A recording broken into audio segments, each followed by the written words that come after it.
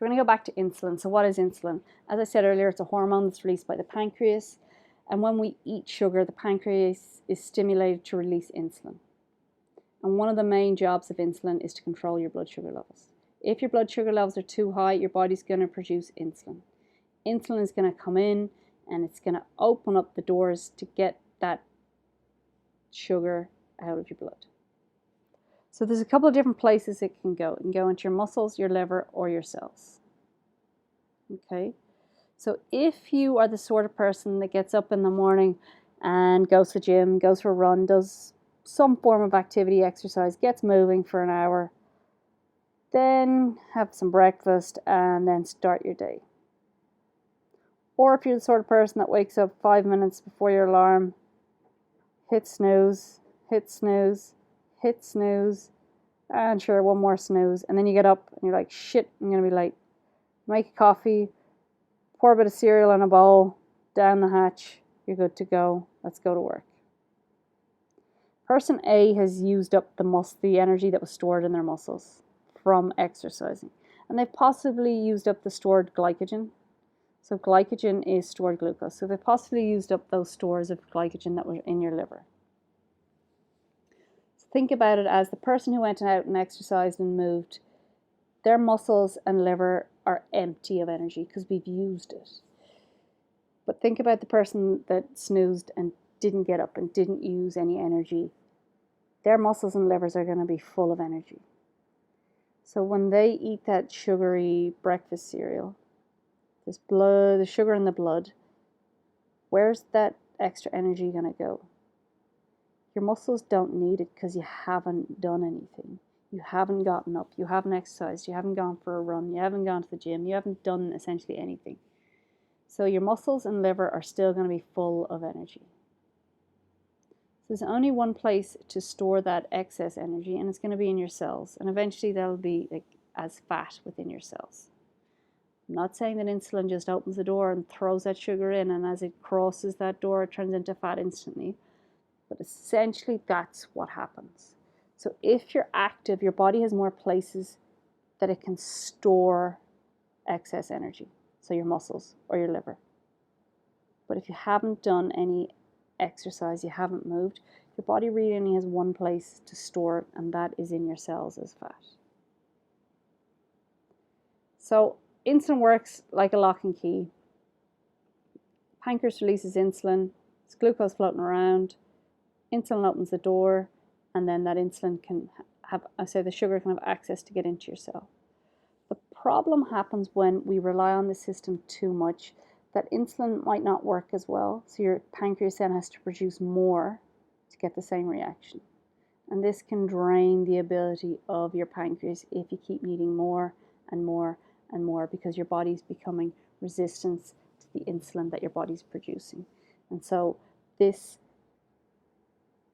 on the right hand side here, that those glucose can't enter the cell, so they end up staying in the blood, and this is when it becomes a problem. Okay, so you feel thirsty all the time, you're frequently tired. This can all be a sign that you're like pre-diabetic into diabetes type 2, because that blood is full of sugar because that insulin isn't working well enough to take that sugar out of the blood.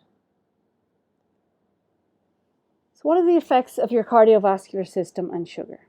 So when your diet's high in sugar, there's going to be higher levels of sugar and insulin floating around your arteries. And with this elevation, what can happen is the health of your arteries deteriorates. So think about it like that sugar and insulin's floating around, scraping the wall a little bit, and think of a canker sore or maybe a gum boil. And that kind of sore appears on the artery. Now your artery is constantly under pressure. There's always blood flowing by. And if there's as I call it, a canker sore or a gum boil forming, if there's a sore forming on your arteries, it never gets a chance to heal because that blood is always pumping by. So if you think of a human band-aid on the inside, your body's going to lay a band-aid down to cover it so it can heal underneath. In the human body, this band-aid is made from cholesterol, because cholesterol has anti-inflammatory properties. So if your body's laying down cholesterol, this is a sign that's trying to fix a problem. But this can also have an effect on the blood flow through the body. So as it lays down these band-aids, the walls of the arteries can become damaged and stiff. And this can lead to stress on your heart over time, but it can also lead to heart attack, heart failure, or a stroke. Okay, so a stroke is a lack of blood flow to your brain, or heart disease is a lack of blood flow through the heart. So don't always think that cholesterol is the devil, evil, got to get it down as low as possible. Just be aware that you actually do need some cholesterol in your body. Your body actually makes cholesterol. Your body wouldn't make cholesterol if we didn't need it. Now, I'm not saying to just be like, oh, it doesn't matter about cholesterol, I need it in my body. Just be aware that it actually plays a positive role in your body. And just think, does sugar play more of a role in cardiovascular disease than cholesterol does? So just look to lower your sugar levels and keep on top of your cholesterol levels. Your brain. Okay, so this is going to be about dopamine. So dopamine is a feel-good hormone that's released when we eat sugar. Okay, this can be a reason why we crave sugar. So when you crave sugar, your body releases dopamine and we feel good. But over time, your brain starts to need more and more sugar to get that same feeling of pleasure that it would have originally got from a smaller amount of sugar. So this is why sugar cravings can be so hard to control, because your body's always looking for that dopamine high. So you got to increase the sugar to get that high. Your mood. So with the sugar high, generally comes a sugar low, and with that sugar low can come a wave of anxiety. But the problem is we don't really have the ability to associate that sugar crash with the wave of anxiety. Okay, so hindsight's great to see, oh my God, my anxiety levels have really dropped. But if you're suffering from any sort of anxiety, the first thing you need to do is to help to reduce your blood sugar levels. By focusing on balancing your blood sugar levels, you'll be able to feel how anxious these sugar highs were making you. Okay, please bear that in mind. Look to balance your blood sugars to improve mood. Your teeth. So the bacteria that reside in your mouth that cause cavities to form thrive on sugar. So the more sugar you eat, the more active this bacteria becomes, causing more damage in your mouth. This is why flossing is so important. If bacteria sticks to your teeth, they kind of like create like their own turtle shell, okay? And they lock themselves in there and they stick themselves to your teeth.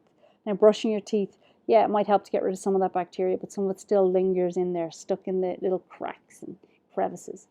And it's got that little turtle shell now formed on the outside called a microbiome. And it's really hard to break that shell down. That's why flossing is important. Go and get your teeth cleaned. Because if that bacteria stays in its shell stuck to your tooth and it's digesting sugar, it's literally just going to break away the enamel of your teeth and get in and rot the teeth. Okay, flossing, majorly important. Super good book I read was The Dental Diet. Explains all about this and how the structure of the mouth is formed from chewing. Really, really, really good book, The Dental Diet.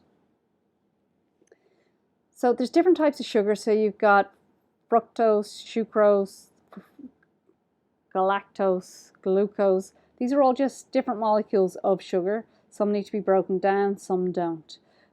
But fructose comes from fruit, but it's highly processed and made from corn, and it's oh my God, I can't remember. Corn syrup, essentially, high fructose corn syrup. There we go. Fructose can damage your liver. So if we're eating a lot of fructose, it's fine in sugar because it's that cellular sugar. It's not that acellular. Okay, your body still has a bit of work to do.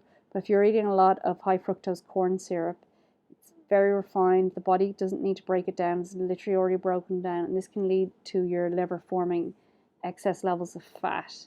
And that's going to hamper your liver function. Okay, so try and reduce fructose, refined fructose, to help support your liver.